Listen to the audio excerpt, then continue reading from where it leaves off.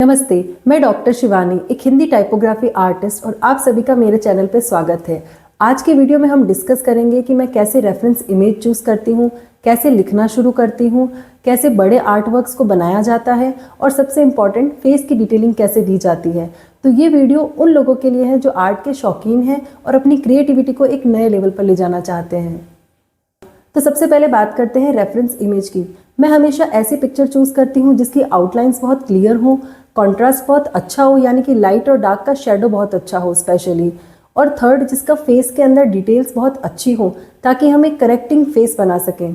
जैसे मुझे बालाजी का पोर्ट्रेट बनाना है तो मैं ऐसी पिक्चर चूज़ करूँगी जिसमें एक तो उनका पॉस्चर और फेस की जो डिटेलिंग्स है वो बहुत अच्छी हो ताकि हम लिखने में उसे अच्छे तरह से फॉलो कर सकें। बात करते हैं कि मैं काउंटिंग कैसे शुरू करती हूँ। तो यूजुअली मैं 100 के सेट के अंदर लिखती हूँ जब हम बड़े एरिया पे काम कर रहे हैं, लेकिन वैसे ही अगर हम एक छोटे से एरिया में डिटेलिंग का काम कर रहे होंगे तो 12, 15, 20, 35 इतना भी काउंट होता है, तो मैं उसे भी रफ में नोट करती जाती हूँ ताकि मैं काउंट बीच में भूलूँ नहीं। लेकिन अगर आपको लिखते समय काउंट करने में दिक्कत आती है तो उसके लिए आप दो मेथड्स यूज़ कर सकते हैं। पहला कि आप लिखते समय या तो ये ध्यान में रखें कि एक ग्रिड बॉक्स में एवरेज आप कितने राम शब्द या जो भी शब्द आप लिख रहे हैं वो लिख पा रहे हैं। सेकंड, आप 1 मिनट में कितने राम नाम लिख पाते हैं, तो उससे आप एक रफ आइडिया अपने काउंट का लगा सकते हैं। इसके बाद बारी आती है कि मैं राइटिंग कैसे शुरू करती हूँ।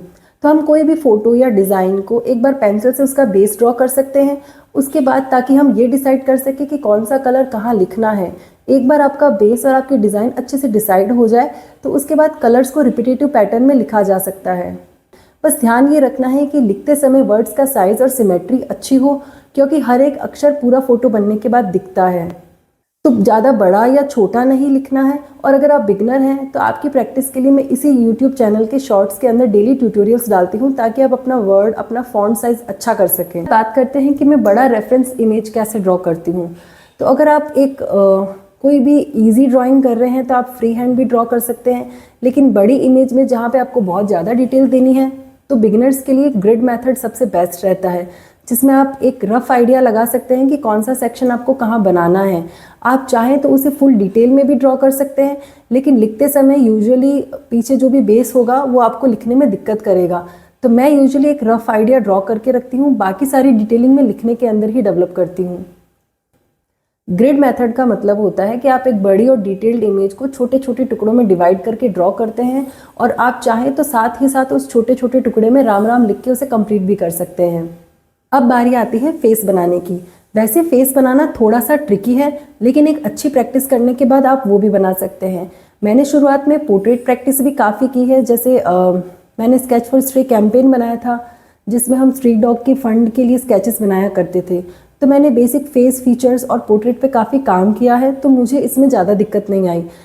अब मैं फेस बनाते हुए क्या करती हूँ, तो मैं यूजुअली इंपॉर्टेंट फीचर्स आइज़ पे बहुत ज़्यादा फोकस करती हूँ, क्योंकि मेरी कोशिश रहती है कि मैं आइज़ को 3D और कनेक्टिव बना सकूँ। उसके बाद आते हैं नोज़ और लिप्स।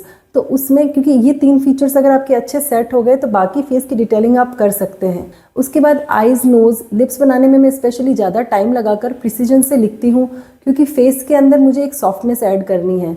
अब सॉफ्टनेस क्लोथ की भी होती है, लेकिन क्लोथ और फेस की सॉफ्टनेस थोड़ी सी अलग अलग है। तो जब आप अच्छी प्रैक्टिस कर लेते हैं तो कहाँ कैसे लिखना है वो बहुत ज़्यादा इंपॉर्टेंट है। जैसे पेपर पे यूजुअली लिखते समय मैं हमेशा वाइट स्पेस बहुत कम छोड़ती हूँ। मैं वाइट स्पेस सिर्फ वहाँ छोड़ती हूँ जहाँ मुझे माला का स्पेस देना है या एक अच्छा सा हाईलाइट कॉन्ट्रास्ट ऐड करना है।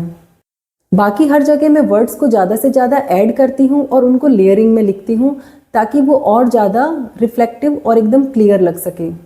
तो ये था मेरा टाइपोग्राफी का प्रोसेस, कैसे इमेज को चूज़ करना है, काउंटिंग कैसे स्टार्ट करनी है, कैसे बड़ी रेफरेंस इमेज को टाइपोग्राफी में ड्रॉ करना है और सबसे इम्पॉर्टेंट फेस की डिटेलिंग्स कैसे डालनी है। आपको कौन सा स्टेप इंटरेस्टिंग लगा कमेंट सेक्शन में ज़रूर बताइएगा।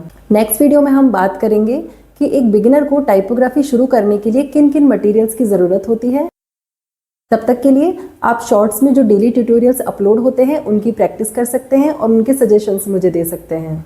आपको ये वीडियो पसंद आई तो इसे लाइक और शेयर ज़रूर करना, अपने फ्रेंड्स के साथ, फैमिली के साथ शेयर ज़रूर करना। और आप नेक्स्ट वीडियो में क्या देखना चाहेंगे उसके सजेशंस भी आप दे सकते हैं।